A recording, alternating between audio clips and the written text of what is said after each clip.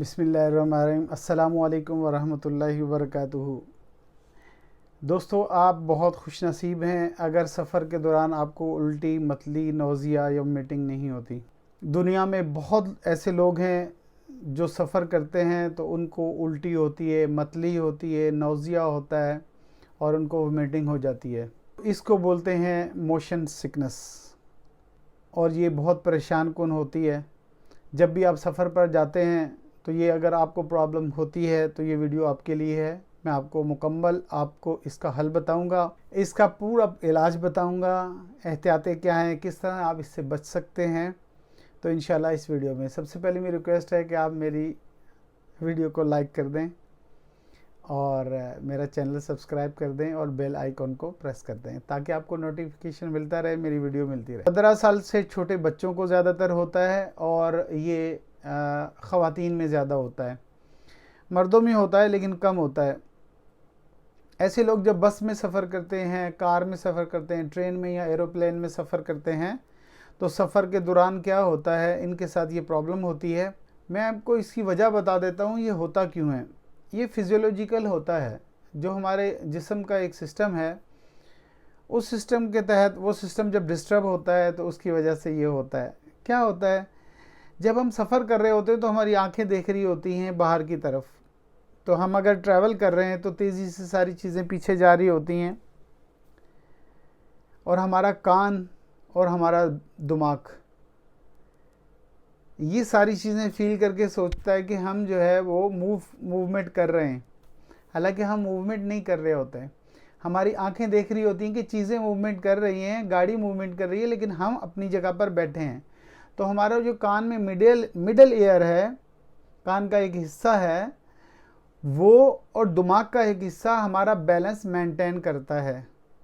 तो उसकी वजह से क्या होता है, आँख, हमारा कान और हमारा ब्रेन ये आपस में बैलेंस आउट होने लगता है और उसके नतीजे में ये अलामत आ जाती हैं। नौज़िया होता है, वोमिटिंग होती है, मतली होती है और आखिर में उल्टियाँ होना। तो ये बहुत परेशान कुन होता है।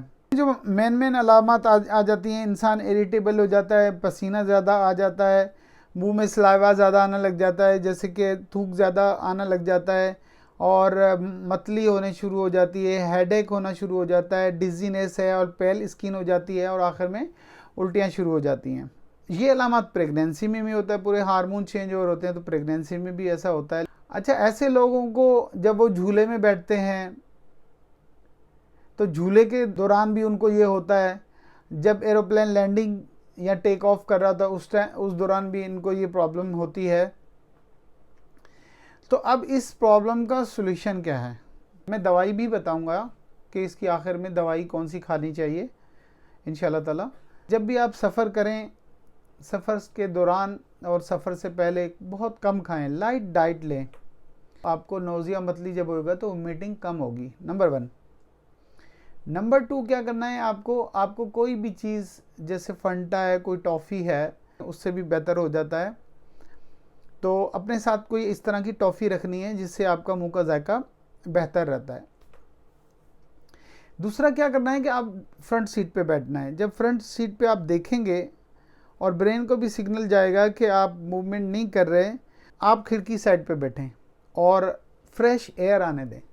जब फ्रेश एयर आएगी, हवा बाहर से आएगी, तो उससे भी काफ़ी फ़र्क पड़ता है। और एक अहम चीज़ कि जो चीज़ें मूवमेंट कर रही हैं, जो मूव तेज़ी से, दरख्त, पेड़, गाड़ियाँ मूव तेज़ी से जा रही हैं, आप खिड़की से बाहर मत देखें, आप इन साइड पे देखें और कोई भी ऐसी चीज़ जो मूवमेंट नहीं कर रही उस चीज़ को देखें, उधर फोकस रखें।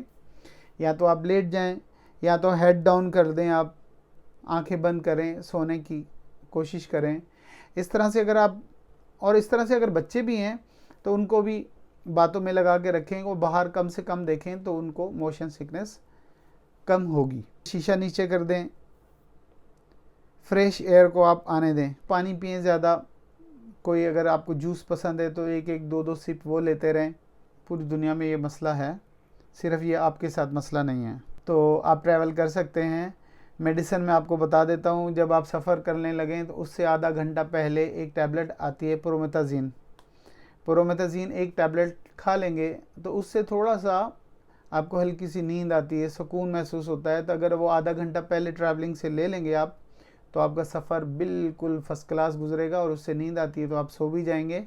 उसको 3 टाइम आप खाना खाने से पहले ले सकते हैं, खाली पेट ले सकते हैं, ताकि उसके बाद अब उल्टी वोमिटिंग और आपको ये मत्ती वगैरह सारी चीज़ें नहीं होंगी। आपका मेरी वीडियो देखने का बहुत शुक्रिया। Thank you very much. अल्लाह हाफ़िज़।